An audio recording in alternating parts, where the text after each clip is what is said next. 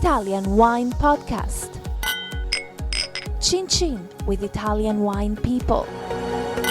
This podcast has been recorded during Vi.Vite, an event organized by the Alleanza delle Cooperative Italiane, the Alliance of Italian Coops.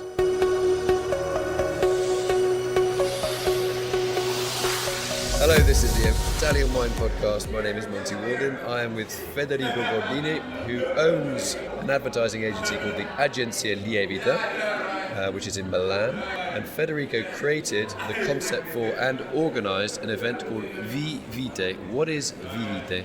Vi.Vite is a new wine festival just based on the cooperative companies producing wine in every region of Italy practically. There's a big system. There are 497 sellers all around Italy, cooperative sellers, with 140,000 farmers bringing their grapes to these big sellers. It's a huge system.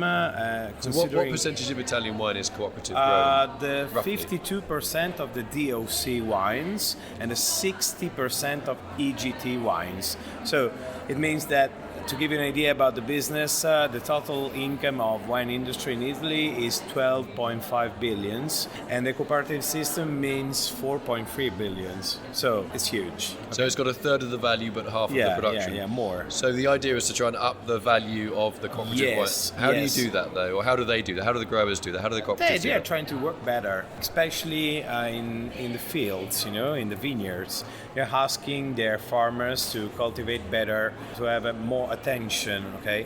Because the success of their wines depends basically, first of all, on that. On the grapes. On the grapes. Do you think that message has got lost over time? That it was just a question of producing as many kilos as possible? In the past, yes.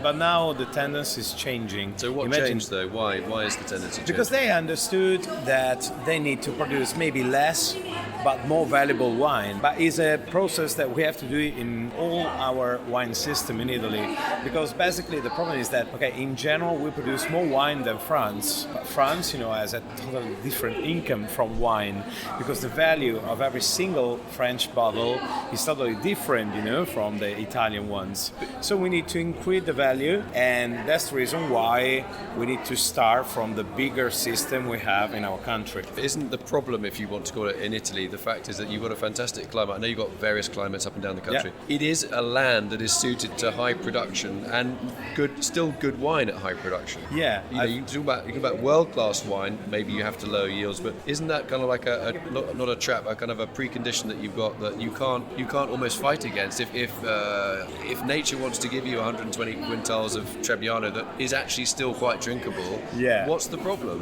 The problem is that, I give you an example. We were talking before about the Pinot Grigio.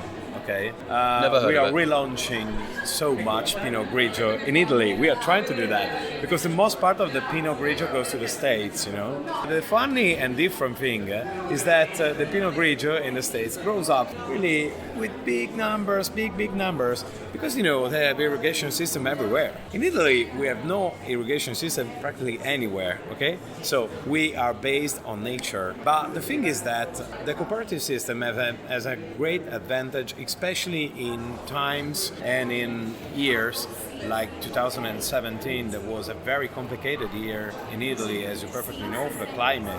Very dry. Yeah, very dry. But before, during the spring, it was icy. Very cold. All the flowers.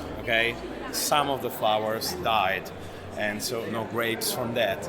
Then very dry, and then the last part was maybe in some parts even too much rain, icy rain, so everything went wasted, and we have a medium average of loss that is about 30-35% of the entire production In Italy. If you have 2,000 farmers in your cooperative cellar, you can choose, the best you have. You can say, I do this selection. I try to find the vineyards that were less maybe cocked by the bad climate and trying to do the best selection of the wine. And this is the reason why they say, we are really strong because we are small and we have the good effects, let's say, of being small. the good characteristics. So being small means, okay, to have a big attention to your vineyard every day, taking a look to everything, But in the same time, we have the advantage of being big also. Isn't one of the problems, though, that with the smaller ones, that they are often weekend wine growers, they only are in their vineyards on a Friday and a Saturday, so if something needs doing on a Thursday afternoon and they're in the office basically paying the mortgage, isn't that one of the disadvantages of cooperative growers who are only part-time? It depends, because there are many, in the good cooperative system, the people can live from agriculture. They can survive. Can survive. Financially. The agriculture can be sustainable. Imagine, for example, in Alto Adige, they pay 350 per 100 kilos. Okay, so it's 350 euros. Yeah, 350 euros for 100 kilos of grapes. And in Puglia? And in Puglia, maybe there are some places where they pay, 60, 70, 50. Okay, yeah, pretty brutal economics. Yeah. But it depends, of course, on their request, on the quality of the system and whatever. But I see that even in regions that are less considered by the market, as Alto Adige is, I see that they're increasing the value of the grapes when they buy them. It's a good system because if you think cooperation doesn't have the target of having an income, but just to the partners, let's say, the members of the cooperative. The members have their sustainability of life. And I think that there's a good cooperation. And in these 2 days at Vi.Vite, you will see a demonstration of what is a good cooperation. There are many farmers coming here to the event, and they're really proud to see their wines. But what is the future of cooperatives? I mean, the numbers of cooperative growers have gone down partly because of general demographics and also how the wine market has been. That I think that there are many young people going back to agriculture in Italy, and I think that many of them have. We live in a world that's very individualistic. We all have our Facebook and Twitter, but it's all about me. Why would I want to be part of a cooperative where my name never appears on the label? It depends where you are. If me and you open a small cellar with vineyards and we have money and we can open it in Montalcino, is one thing. If we can open it in Emilia-Romagna, Marche or Molise or Abruzzo, cooperative system is an idea that you have to consider seriously. If you have a good one, because the grapes are worth less, than Montalcino grapes and Sangiovese Montalcino.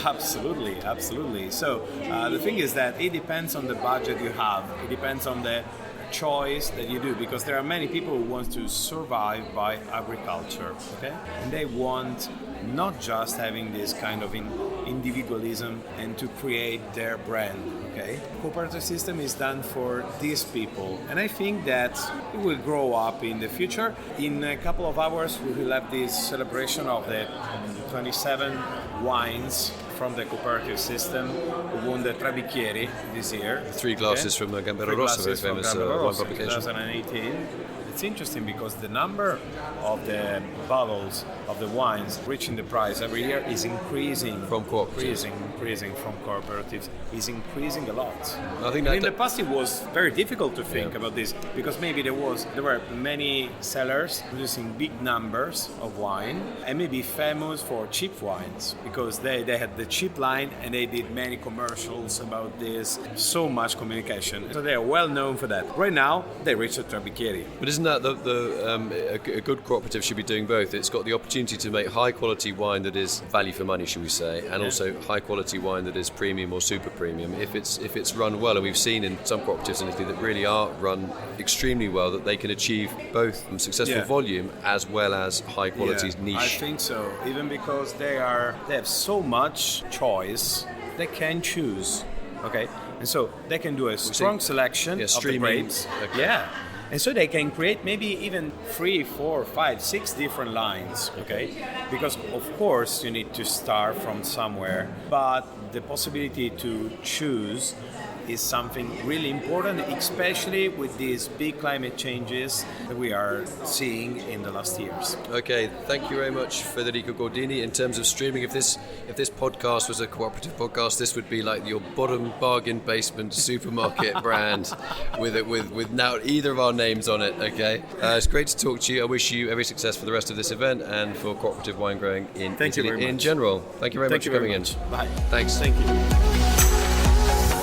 This episode has been brought to you by Vinitaly 2018, taking place in Verona from April 15th to 18th. Vinitaly is the wine exhibition that helps you discover and get to know Italian wine and features over 4,200 wineries. Follow Italian Wine Podcast on Facebook and Instagram.